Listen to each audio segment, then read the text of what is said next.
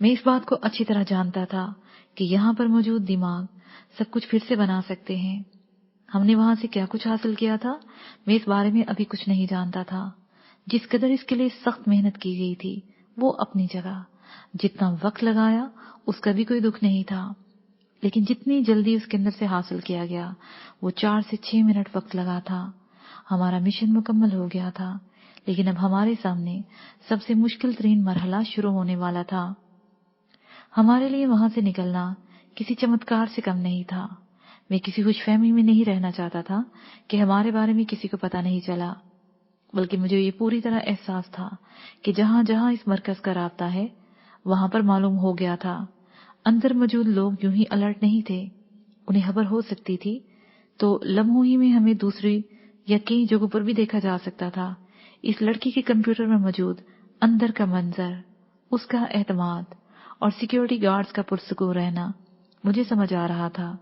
شاید انہیں اعتماد تھا کہ ہم کچھ بھی حاصل نہیں کر پائیں گے۔ اس سے بھی زیادہ یہ بات اہم تھی کہ ہم گھیرے جا چکے ہوں گے، یہ صحرا ہمارے لیے عقوبتخانہ بن سکتا تھا۔ میں نے اس کچے گھر سے نکل کر یہ بات سب سے کہہ دی تھی، کوئی بات نہیں، یہاں مر بھی گئے تو کیا ہوگا، ہمارا مشن تو مکمل ہو گیا۔ گرمیت سنگھ نے کہا، یہ تصدیق تو شمس لوگ ہی کر سکتے ہیں۔ میں نے کہا تو دلبیر سنگھ نے کہا، وہ جو بھی ہے ہمیں یہاں سے نکلنا ہے اور لڑ کر نکلنا ہے، بس نکلو۔ ایسے میں شمس کی آواز گزری، مشن مکمل ہے، جو ہم چاہتے تھے ہمیں مل گیا، وہ سب دیکھا جا رہا ہے، لیکن اب جب میں جیسے بتاؤں ویسے ہی نکلنے کی کوشش کرنی ہے۔ تم اتنے لوگوں کو کیسے سنبھال سکتے ہو؟ گرمیت نے سوال کیا تو اس نے تیزی سے کہا، میں سنبھال چکا ہوں، جہاں سے یہ آرڈر دیا جانا تھا وہاں سے یہ حکم نکل چکا ہے، انہیں یہاں سے چند کلومیٹر دور کی لوکیشن مل گئی ہے، میں نے وہ کمپیوٹر ہیک کر لیا ہے، تم لوگوں کے پاس آدھا گھنٹہ ہے، جنوب مشرقی سمت محفوظ ہے، ادھر نکل جاؤ، اکٹھے نہیں، ایک ایک کر کے نکلو۔ جسپال سنگھ اس جانب سے گاڑیاں پہنچانے کا بندوبست کر رہا ہے۔ ایک دم سے فہیم کی آواز آئی، وہ بھی؟ میرے منہ سے بے ساختہ نکلا، ہاں وہ بھی۔ اب بس نکل پڑو، لیکن اکٹھے نہیں، نکلو بس۔ اس نے کہا تو میں اپنے 7 لوگوں کو لے کر جنوب مشرق کی جانب چل پڑا۔ کچھ دور جا کر ہم الگ الگ ہو گئے تاکہ ظفرمند اور بابا سائی میرے ساتھ ساتھ تھے۔ ہم نے فون پر کمپس دیکھی اور تیزی سے چلتے چلے گئے۔ آدھی رات سے زیادہ کا وقت ہو گیا تھا، ہم چلتے چلے جا رہے تھے، ہمارے پاس پسٹل تھے۔ اتنا وقت گزر جانے کے باوجود کوئی بھی تھکن محسوس نہیں کر رہا تھا۔ میرا گرمیت اور دلبیر سے رابطہ ختم ہو چکا تھا۔ اس وقت مجھے یہ اندازہ نہیں ہو پا رہا تھا کہ جنوب مشرق کی طرف جانے کے لیے آگے کیا ہوگا، اس کی رہنمائی صرف شمس کر سکتا تھا۔ میں ان لمحات میں اسے ڈسٹرب نہیں کرنا چاہتا تھا۔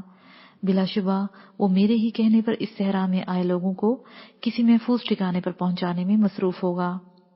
ہم صحرا میں پیدل چلتے چلے جا رہے تھے، ہمیں چلتے ہوئے 2 گھنٹے سے بھی زیادہ کا وقت ہو گیا۔ ایسے میں میرے فون پر فہیم کی کال آ گئی۔ اس نے مجھے بتایا کہ سبھی لوگ اپنے اپنے محفوظ ٹھکانوں پر پہنچ چکے ہیں۔ گرمیت سنگھ جس گردوارے میں اپنے ساتھیوں کے ساتھ مقیم تھا وہ اب بھی وہیں پر ہے۔ دلبیر سنگھ کے سارے ساتھی بکھر گئے ہیں اور ایک گاؤں میں اپنے دوست کے پاس موجود ہیں، جہاں وہ پچھلے کئی دنوں سے تھا۔ آپ تینوں ہی رہ گئے ہیں۔ اب آپ کی سمت تبدیل ہوگی، اب ہمیں کیا کرنا ہوگا؟ میں نے پوچھا۔ یہاں سے تقریباً 10 منٹ کے فاصلے پر ایک بستی آئے گی، اس بستی میں نہیں جانا، باہر ایک بندہ آپ کو انتظار کر رہا ہے، آپ اسے پہچانتے بھی ہوں گے۔ میں پہچانتا ہوں اسے؟ اس نے خوشگوار حیرت سے پوچھا۔ جی، یہ آپ کے لیے سرپرائز ہوگا، اس نے ہنستے ہوئے کہا۔ بڑی بات ہے، دیکھتے ہیں بھئی وہ کون ہے؟ میں نے ہنستے ہوئے کہا، گڈ لک۔ اس نے کہا اور فون بند کر دیا۔ میں نے فون پر دیکھا، ایک سمت اس میں دی گئی ہوئی تھی، ہم تینوں اسی سمت میں ستاروں کی روشنی میں چلنے لگے۔ 10 منٹ سے بھی کم وقت میں ہمیں ایک بستی کے آثار دکھائی دیے۔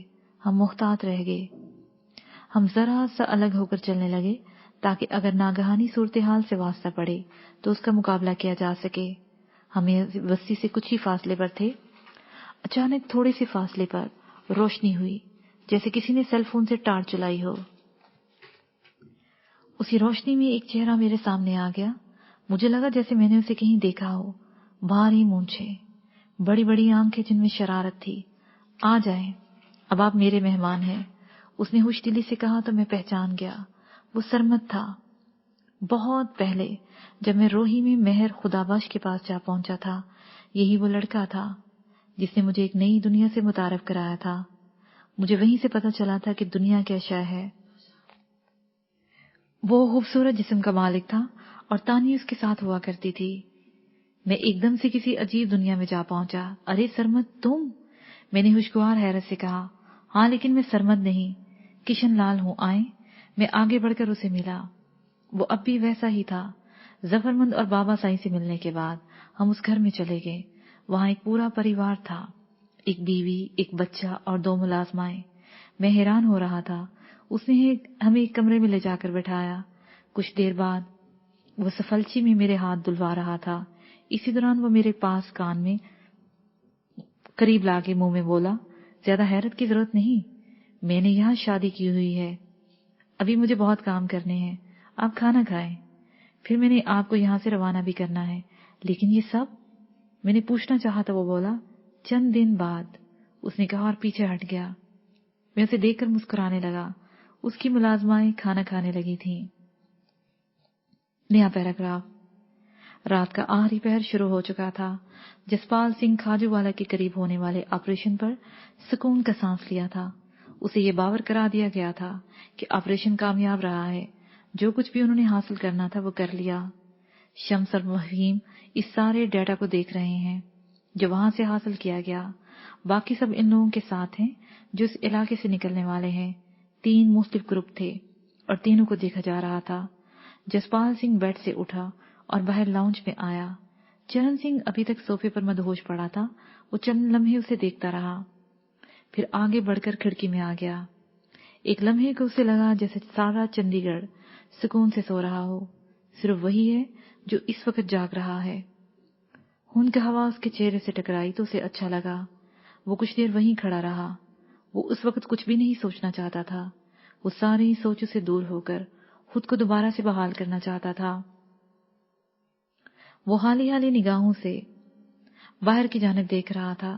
دور تک سنسان سڑک تھی جو روڈ کے ساتھ لگے پیلے بلبوں سے مزید بے رونق سی لگ رہی تھی۔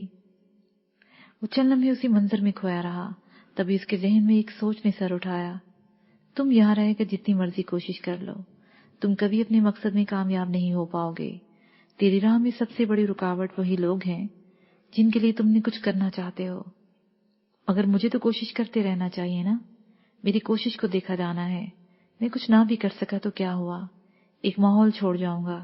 اس کے اندر سے مزاحمت ہوئی۔ یہ سب جذباتی باتیں ہیں جسپال سنگھ، اگر تم اب بھی نہیں سمجھے ہو تو تم دنیا کے سب سے بڑے بیوقوف آدمی ہو۔ تمہارے ذہن میں یہ سوال کیوں نہیں آتا کہ اتنی ساری جدوجہد کے بعد تم وہی کھڑے ہو جہاں سے تم چلے تھے؟ یہ سوال تو بہرحال ایک حقیقت ہے، اور سچی بات یہ ہے کہ اس کا جواب مجھے خود سمجھ میں نہیں آ رہا۔ اس کے من سے یہ اعتراف ابھرا، دیکھو جس راہ پر تم چل رہے ہو اس میں بات جذبات سے شروع ہو کر مفاد تک جا پہنچتی ہے۔ تم صرف ایک بات بلکہ صرف ایک لمح سمجھو، وہ ہے اقتدار۔ یہ اقتدار ایک ایسا نشہ ہے جس میں صرف اور صرف اقتدار ہی دیکھا جاتا ہے۔ اس میں رشتے، ناطے، انسانیت، یہاں تک کہ دین دھرم کو بھی نظر انداز کر دیا جاتا ہے۔ تم ساری دنیا کو ایک جانب چھوڑ دو، اپنی اس بھارت کو ہی دیکھ لو۔ یہاں صدیوں سے کیا ہو رہا ہے؟ کسی کی بھی حکومت رہی، اس نے وہی کیا جو پہلے کر رہا تھا، وہ چاہے کسی مذہب کا تھا۔ یہاں طاقت ہی اصول وضع کرتے ہیں۔ انہوں نے ہی لوگوں کی عزت ذلت کا معیار دیا۔ طاقتور طبقے نے جو چاہا وہ کیا۔ ایسا ہونا بند نہیں ہو گیا، اب تک کسی نہ کسی صورت میں جاری ہے، کبھی بادشاہت کے نام پر اور کبھی جمہوریت کے نام پر۔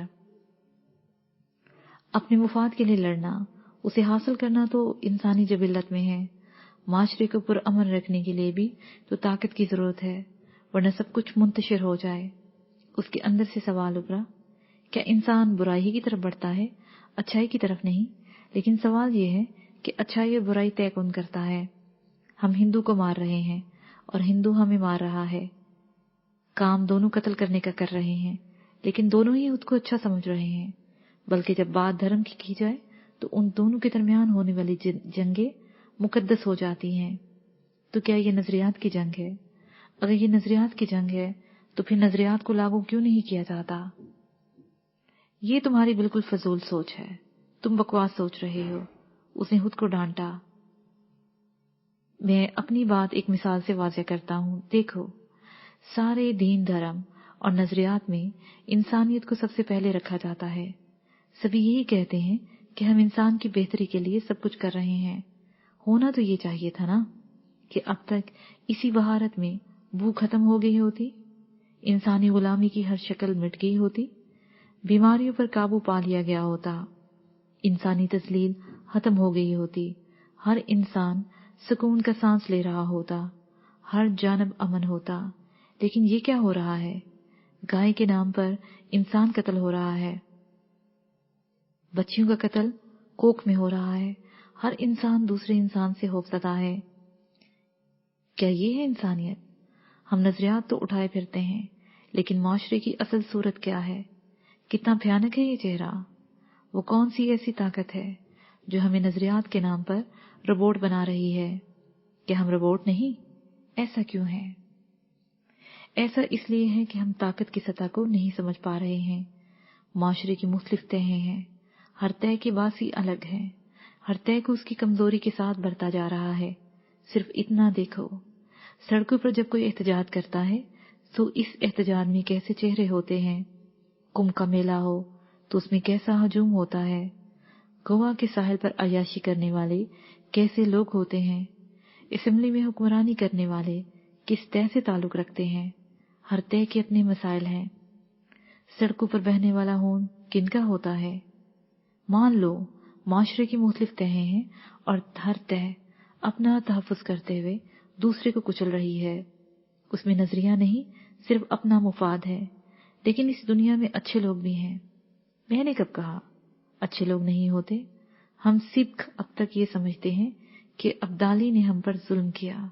मान लिया कि किया, लेकिन किया जब सिखों ने ताकत हासिल की तो उन्होंने मुसलमानों के साथ क्या किया? फिर आज हिंदू भी सिखों को कत्ल कर रहे हैं। तो ये सब क्या है? ताकत का गलत इस्तेमाल ही क्यों? हम खालिस्तान के लिए लड़ रहे हैं। सब सिखों को चाहिए कि वो गुरु के खालसे के लिए लड़ें। तो सब क्यों नहीं लड़ रहे? सीधी सी बात है, इस ताकत ने जो नहीं चाहती कि गुरु का खालसा खालिस्तान बने, उसने गुरु के नजरिए को फाड़कर लीर लीर कर दिया है। अब हर सिख अपना नजरिया उठाए फिर रहा है। पहली लड़ाई नरनिगारी और अमृतधारी के दरमियान हुई। दोनों ही सिख है ना? सिख होते हुए एक दूसरे के दुश्मन हैं। गुरु का नजरिया तो ना रहा। नजरिया तो उसका कामयाब है जो खालिस्तान बनने नहीं दे रहा। ये मान लिया जाए, ये एक तल्ख हकीकत है। क्या मुझे ये जद्दोजहद करने के लिए लोगों की तय छोड़ देनी चाहिए? उसे तलही से सोचा, छोड़ दो यार, ये तुम्हारा फैसला है। उसके अंदर से आवाज उभरी तो वो साकत होकर रह गया। लम्हे जैसे ठहर के कुछ देर पहले वो अपनी सवारी सोचें ज़हन से निकाल देना चाहता था, लेकिन इस वक्त कोई सोच भी उसके दिमाग में नहीं थी। वो यूं हो गया जैसे उसके अंदर से सारी सोचें बह गई हों। तुम्हें क्या हो गया है जसपाल? ऐसे क्यों खड़े हो? चरण सिंह की आवाज उसे कहीं दूर से आती हुई सुनाई दी। फिर वो चौंक गया। वो इसी मंजर में दोबारा लौट आया। उसने देखा चरण सिंह हैरत से उसकी तरफ देख रहा है, या उन्हीं लम्हों में उसे चरण सिंह से बड़ी नफरत महसूस हुई। वो सोचने लगा, ये कितना बुज़दिल इंसान है। तल्ख सोचों के टीसे नहीं सह सका, खुद को नशे में डुबोकर फरार हासिल कर लेता है।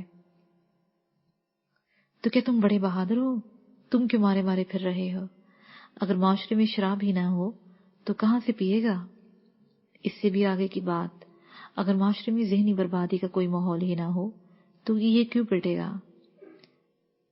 देसी थड़े से लेकर कंतरी तक की कुप्पी तक, देसी शराब से लेकर बदेसी विस्की तक कौन पीता है?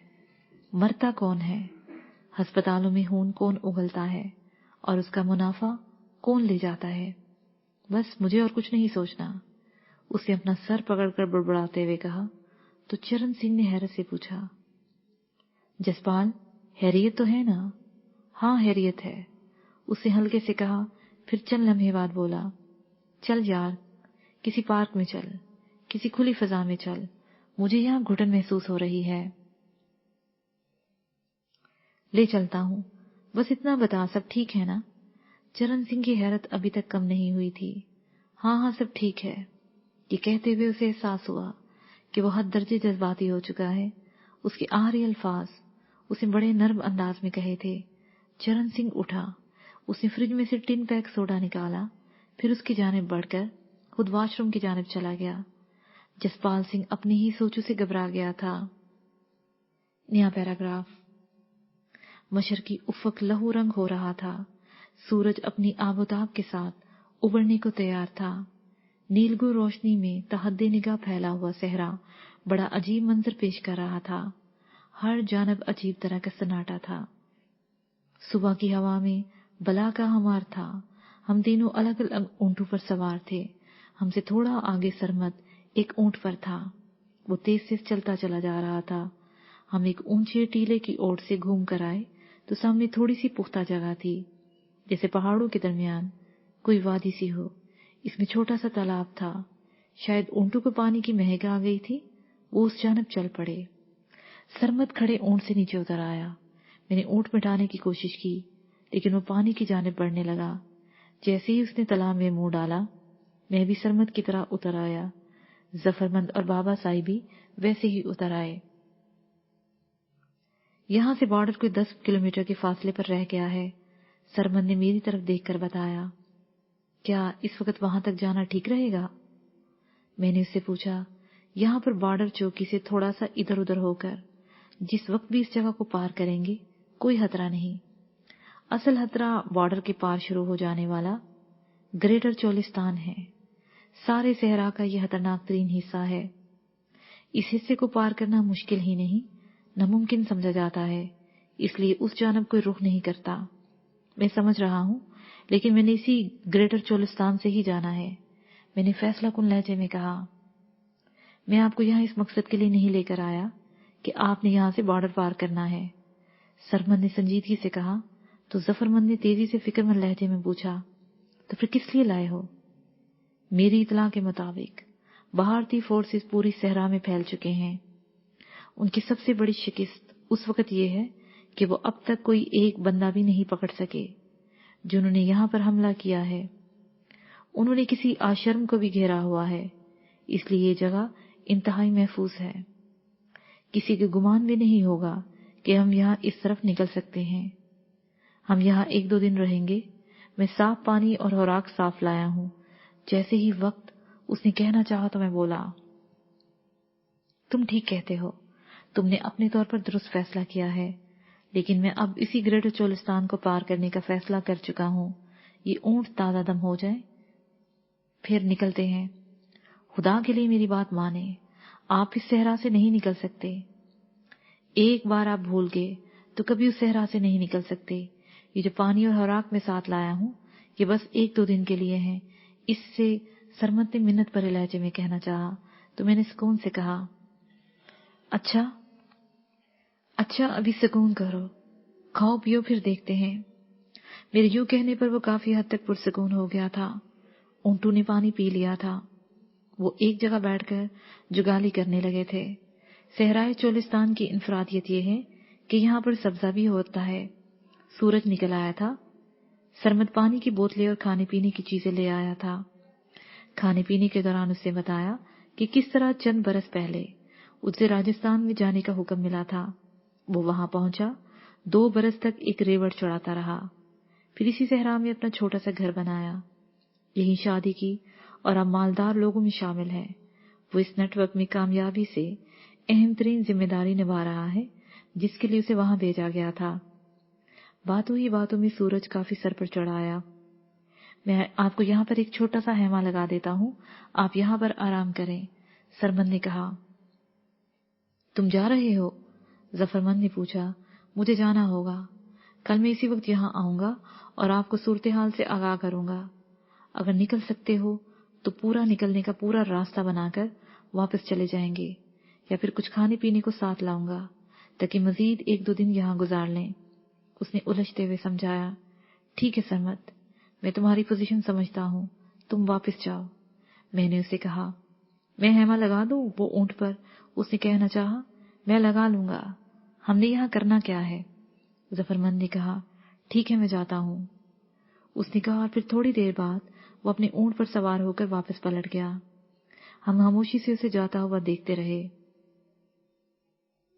वो निगाहों से ओझल हुआ तो जफरमंद बोला, सरमद के बारे में क्या ख्याल है? कहीं उसके हलूस बारे शक करना भी गुनाह है मेरी जान। वो मर तो सकता है, हमें धोखा नहीं दे सकता। मैंने मुस्कुराते हुए कहा। तो बाबा साईं ने मुस्कुराते हुए कहा, तो फिर आप उसकी बात क्यों नहीं मान रहे? वो नहीं चाहता कि हम ग्रेटर चोलिस्तान में जाकर फंस जाए। वो दुरुस्त सोच रहा है, लेकिन मैंने यहां से जाना है क्योंकि मैं यहीं से जाने का सोच कर निकल चुका था। चल फिर ठीक है, जिधर आप मरोगे उधर हम भी मर जाएंगे। ये कहते हुए बाबा साईं ने एक बार भरपूर कहका लगाया तो इस सहरा में जिंदगी जाग उठी। ये होती है मर्दानगी, मौत को सामने देख कर भी उससे हौसला न होना। मेरे अंदर खुशगवारियत उतर गई। मैं कुछ देर इसी कैफियत में रहा। फिर कुछ सोचते हुए मैंने अपना फोन निकाला। किसी नेटवर्क के आसार तो वहां नहीं थे, लेकिन सैटेलाइट के साथ राब्ता करने का ऑप्शन पूरी तरह मौजूद था। मैं सैटेलाइट पर राब्ता करने लगा। नया पैराग्राफ।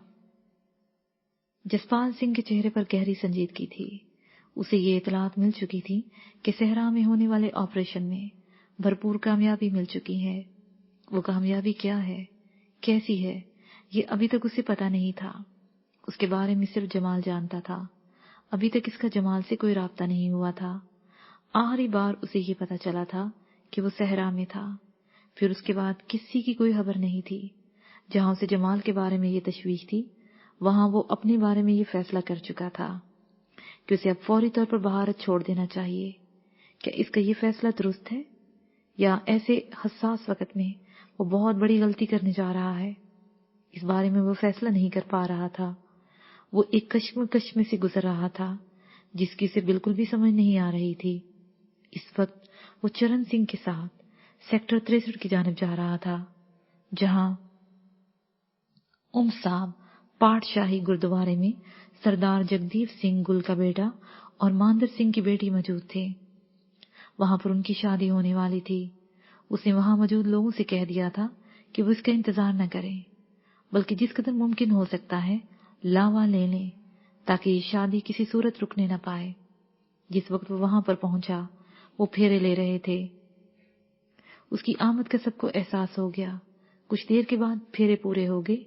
एक तरह से शादी की रसूमात पूरी हो चुकी थी। वो ग्रंथ साहब के सामने माथा टेक कर बैठ के ज्ञानी बानी पढ़ने लगा था। इसी दौरान उसने मांदर सिंह को फोन मिलाया। हाँ भाई मांदर सिंह जी, तुम खुद तैयार हो या तुम किसी फोर्स का बंदोबस्त कर रहे हो? देखो, मैं तुम्हारी बात बिल्कुल मान लेना चाहता हूँ, लेकिन तुम यकीन करो, मेरी बेटी घर पर नहीं। पता नहीं, उसने रूहान सा होते हुए कहा।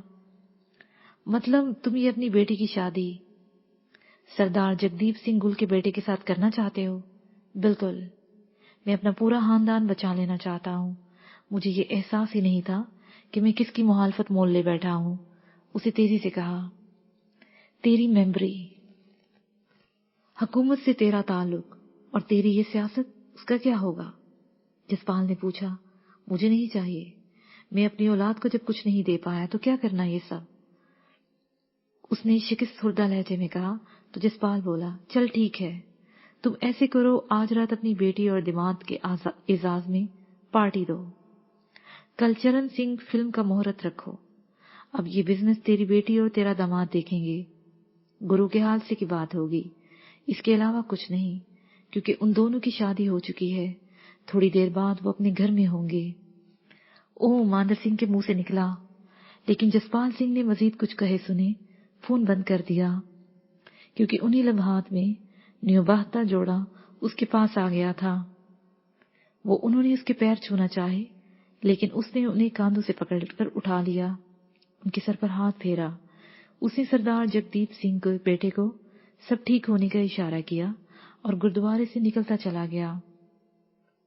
ये शादी वीरता के लिए बहुत अहम थी। एक तरह से वीरता हुकूमती ऐवानों के करीब पहुंच गया था। गुरुद्वारा से बाहर निकलकर जसपाल सिंह अपनी गाड़ी में बैठा। फिर जैसे ही गाड़ी मेन रोड पर लाया तो चरण सिंह ने कहा, जसपाल, तुम बहुत डिस्टर्ब लग रहे हो, हैरियत तो है ना? यार, मैं अपने ही फैसले में फंसा हुआ हूँ, मुझे समझ नहीं आ रहा है कि मैं क्या करूँ। उसने साफ गोई से कहा तो चरण सिंह बोला, मैं नहीं जानता तुमने क्या फैसला किया है, लेकिन इतना जरूर जानता हूँ, शकज़दा फैसले भी कच्चे फैसले की मानंद होते हैं, इन पर हमेशा पछतावा होता है। यार, मैं खुद को दांव पर लगा सकता हूँ, लेकिन अपने साथ जुड़े बहुत सारे लोगों की जिंदगी से नहीं खेल सकता। उसने बुड़बुड़ाने वाले अंदाज में कहा, लगता है तुम अपनी जद्दोजहद में थक चुके हो। हार मानकर गोशा नशीन हो जाओ, या फिर नए सिरे से अज़म, हिम्मत और ताकत लेने वहीं पहुंच जाओ जहां से तुमने अपनी जद्दोजहद का आगाज किया था, क्योंकि इस राह में मौत के सिवा कुछ भी नहीं।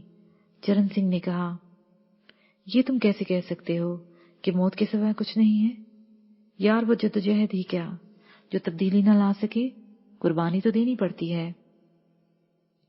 चरण सिंह ने कहा तो जसपाल सिंह उसकी सोच पर मुस्कुरा दिया। इसमें कोई शक नहीं था कि वो लिखने से ताल्लुक रखता था और एक तहलीककार था, लेकिन इसकी सोच भी इसी तह में घूम रही थी जिसमें माशरे के मोतकिद तबके ने उसे रखा हुआ था। वो इससे आगे नहीं सोच सकता था। ये जरूरी नहीं कि माशरे का ताकतवर तबका मालो दौलत और वसाइल को काबू करता है, बल्कि वो इंसान की फितरी सोचों को भी सल्ब करके अपनी तरफ से बनी बनाई सोचों को फैला देता है। लोग इसी महवर पर सोचते हैं और कोलों की बैल की मानद उसके गिर्द घूमते हैं। जब तक कोई ताकत और तबके की दी हुई सोच को नहीं तोड़ेगा, उस वक्त तक उसे पता ही नहीं चलेगा कि दूसरी तरफ से सोचने पर जिंदगी उसके सामने किस तरह अपना आप खोलती है।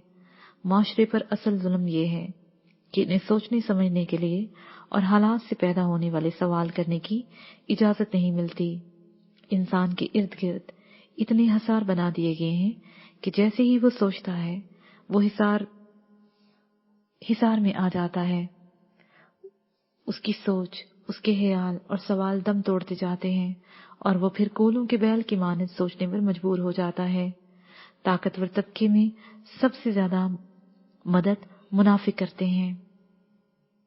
वो ताकतवर तबके के साथ मिलकर उसी सोच को फैलाने पर कमर कस लेते हैं। जैसे ही कोई दूसरा तबका, ताकतवर तबका सामने आता है, यही मुनाफिक आगे बढ़ते हैं और उसके तलवे चाटते हुए उन्हीं ख्यालात और अफकार का प्रचार शुरू कर देते हैं। क्या सोचने लगे? चरण सिंह ने कहा, कुछ नहीं। ये कहकर वो चंद लम्हे रुका, फिर बोला, तुम ये जानते हो ना कि मैं एक जगह ज्यादा देर नहीं ठहर सकता? बिल्कुल ऐसा ही है। चरण सिंह ने कहा, तो बस यहाँ जो कुछ भी है उसे संभालो। मैं अपनी अगली मंजिल की जानिब बढ़ रहा हूँ, यही मेरा फैसला है। उसने कहा तो चरण सिंह उसकी तरफ देखने लगा। उसके बाद दोनों में खामोशी छा गई, यहाँ तक कि वो एयरपोर्ट जा पहुंचे। उसने गाड़ी रोकी और उतरते हुए बोला, ये गाड़ी ले जाओ, जिंदगी रही तो दोबारा मुलाकात होगी। लेकिन अब तुम जाओगे कहाँ? चरण सिंह ने पूछा। इस बारे तुम्हें भी पता नहीं होना चाहिए, जसपाल सिंह ने कहा और अंदर की जानिब बढ़ गया। लेकिन अब तुम जाओगे कहाँ? चरण सिंह ने पूछा। इस बारे में तुम्हें भी पता नहीं होना चाहिए, जसपाल सिंह ने कहा और अंदर की जानिब बढ़ गया। नया पैराग्राफ। सूरज पूरी आबोताब से रोशन था। सुबह का ठंडा सहरा इस वक्त गर्म हो गया था। जुनूब से चलने वाली हवा झुलसा रही थी। ऊंट भी अपने कदम सुस्त कर चुके थे। हम अब तक कई शराब देख चुके थे।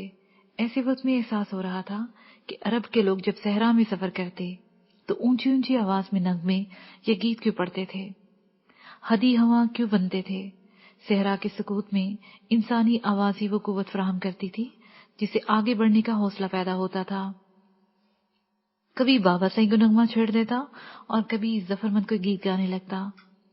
मेरा सैटेलाइट से राब्ता हो चुका था, इसलिए मेरी निगाह बॉर्डर पर मौजूद चौकी पर थी। वो हमसे तकरीबन 500 मीटर के फासले पर रह गई थी।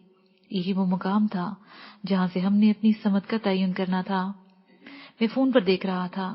मेरे बिल्कुल सीध में बॉर्डर पर चौकी थी। میں نہ تو انہیں چھیڑنا چاہتا تھا اور نہ ان کی نگاہوں میں آنا چاہتا تھا۔ میں وہاں رکا نہیں بلکہ چوکی سے کافی فاصلہ رکھ کر دائیں جانب ہو گیا۔ تقریباً 20 منٹ کے بعد ہم تارو لگی باڑ کے بالکل قریب جا پہنچے۔ بابا سائیں اور ظفرمند کی خاموشی نے صحرا کے سکوت میں مزید اضافہ کر دیا۔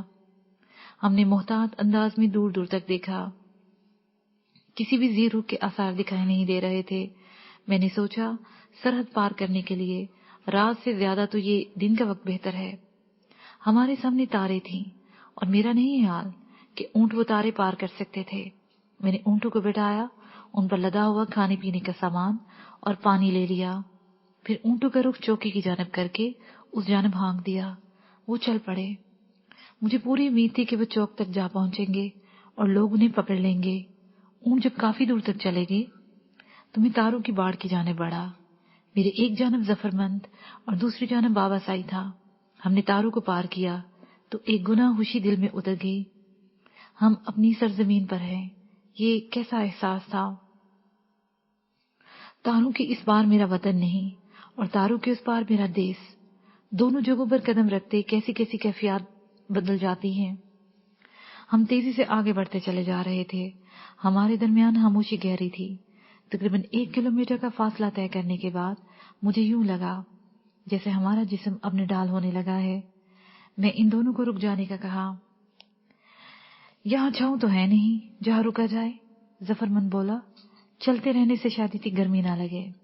بابا سائیں بولا، مگر بدن نڈھال ہو جائے گا، تھوڑا پانی پی لیں، میں نے کہا اور رک گیا۔ میرے خیال میں پانی بچا کر رکھنا چاہیے اس وقت کے لیے جب ظفرمند نے کہنا چاہا تو میں نے کہا، یار اس کی نوبت نہیں آئے گی، جو کہہ رہا ہوں وہ کرو۔ میرے یوں کہنے پر وہ پرسکون ہو گیا۔ میں فوراً ہی تپتی ریت پر بیٹھ گیا اور اس کے ساتھ میں بیٹھا تو بابا سائی بھی ہمارے پاس ہی بیٹھ گئے۔ پانی پیتے ہوئے میری ساری توجہ فون پر تھی۔ رابطہ ہو جانے کے باوجود ابھی تک کوئی کال نہیں آئی تھی۔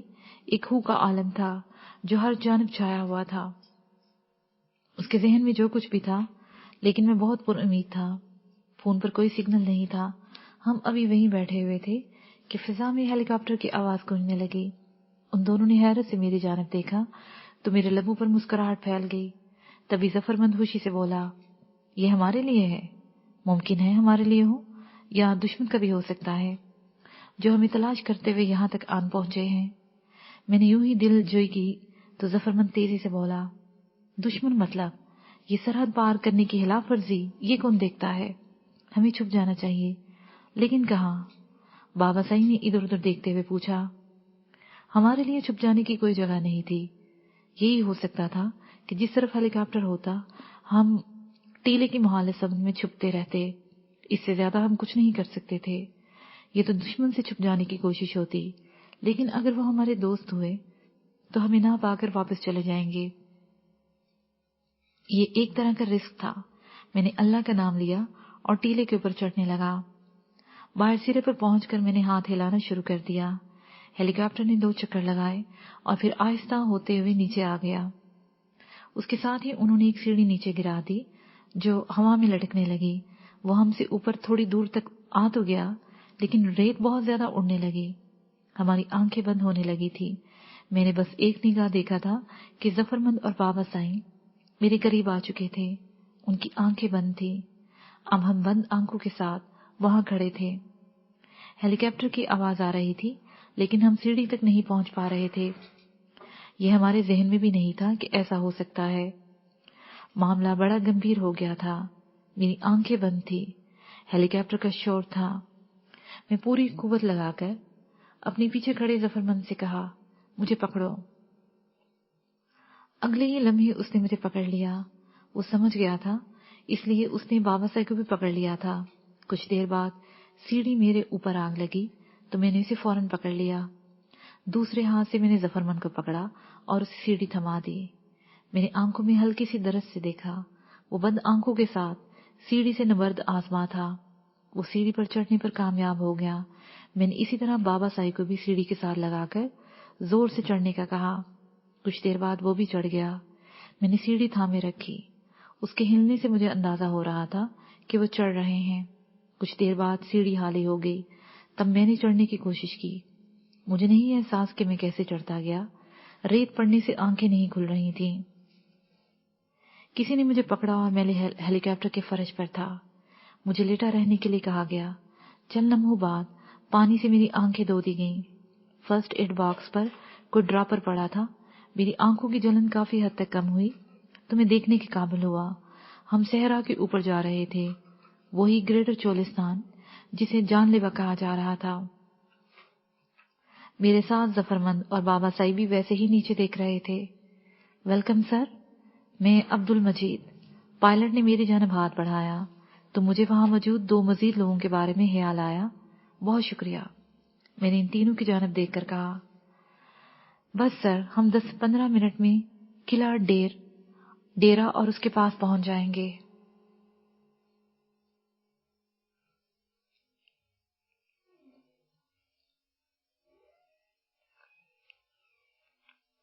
پائلٹ عبد المجید نے کہا تو میں نے سکون کا سانس لیا. میں پہلی بار قلعہ ڈیرا اور کو فضا سے دیکھ رہا تھا. مجھے پہلی بار اس حسن طبع کا اندازہ ہوا تھا. یہ کس کی غفلت تھی؟ مجھے اس سے غرض نہیں، لیکن صحرا کا یہ حسن غفلت کا شکار ہے. یہ ایک حقیقت ہے. ایک پختہ سی زمین پر ہیلی کاپٹر لینڈ کر گیا. ہم تینوں نکلے تو ہمارے سامنے 2 افراد کھڑے تھے. اس نے ہم سے ہاتھ ملایا اور ہم قریب کھڑی جیپ میں جا بیٹھے. اب ہمارا زمینی سفر شروع ہو چکا تھا. ہم روہی والے اسی سینٹر میں جا پہنچے جہاں سے کبھی میں نے ٹریننگ لی تھی. ہم اسی طرح ریت میں اٹے ہوئے تھے. پہلی بار اس میں داخل ہوتے ہوئے میں نے اس کے غیر محفوظ ہونے کا احساس کیا. میں اس بار سوچتے ہوئے اندر چلا گیا. اندر ایک حال نما کمرے میں ہم جیسے ہی داخل ہوئے، میں ملک کے ایک اہم ادارے کے سربراہ کو کھڑے دیکھا. انہوں نے آگے بڑھ کر ہاتھ ہلایا اور پھر بغل گیر ہوتے ہوئے اپنی خوشی کا اظہار کیا. ہمارے بیٹھتے ہی انہوں نے پرجوش لہجے میں کہا. بہت خوشی ہوئی آپ سے مل کر. آپ نہیں جانتے آپ نے اپنے ملک کی کتنی بڑی خدمت کی ہے. اپنے دشمن کے پچھلے 10 سالہ منصوبوں پر نہ صرف پانی پھیر دیا بلکہ اگلے 10 برس تک پاکستان کو محفوظ کر دیا. میں سمجھا نہیں. میں نے کہا یہ ادھر دیکھیں، آپ کو پتہ چل جائے گا کہ آپ نے کیا کیا. انہوں نے سامنے اسکرین کی جانب اشارہ کرتے ہوئے کہا تو میں نے اس جانب دیکھنے لگا. وہاں ایک آفیسر بریفنگ دیکھ رہا تھا.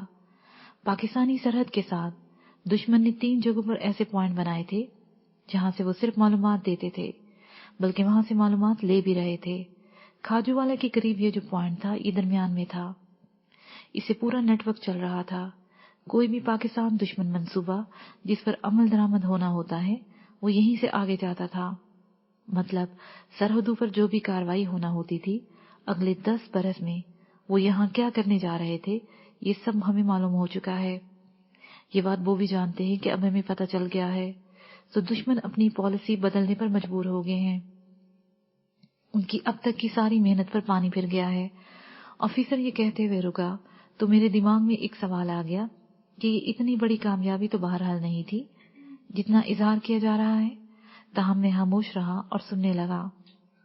اس کے ساتھ جو اصل کامیابی ہمارے ہاتھ لگی ہے وہ اس دیمک کا پتہ لگ جانا ہے جو ملک کو لگی ہوئی ہے اور دھیرے دھیرے پاکستان کو کھانے کی کوشش میں لگی ہوئی ہے.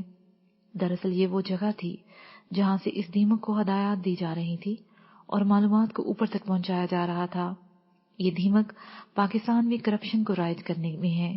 ایک پوری طاقتور لابی کو سپورٹ کیا جا رہا ہے کہ وہ ملک میں کرپشن کو بڑھاوا دے. بڑے بڑے لوگوں کو ہر طرح سے فائدہ دیا جا رہا ہے کہ ملک کی دولت لوٹ کر باہر لے جائیں. اس مقصد کے لیے یہاں سے ایجنٹوں کے ساتھ ساتھ پیسہ جا رہا تھا. وہ ایجنٹ انہی اداروں میں چھپ کر ملک دشمنی کا کام کر رہے تھے.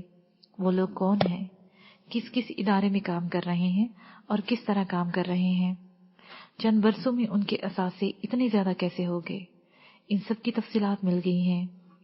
یہ بہرحال بہت بڑی کامیابی ہے. تیسری بڑی کامیابی جو ہمیں مل رہی ہے وہ ان سیاستدانوں کے نام ہے. ان کے کام کا طریقہ کار ہے جو دشمن ملک کے لیے کام کر رہے ہیں. یہ ایک طرح سے چارج شیٹ ہے. آفیسر نے یہ سب کہا اور میری طرف دیکھ کر بولا، سر آپ کی کامیابی ملک و قوم کے لیے بہت بڑی کامیابی ہے. ہم آپ کو مزید روکتے، مزید باتیں کرتے، ایک ایک تفصیل سے آگاہ کرتے، لیکن اس وقت آپ کی والدہ موت اور حیات کی کشمکش میں مبتلا ہے. آپ کو فوراً اس ہسپتال لے جانا چاہتے ہیں جہاں اس وقت وہ زیر علاج ہیں۔ آپ 10 منٹ میں نہا کر فریش ہو جائیں۔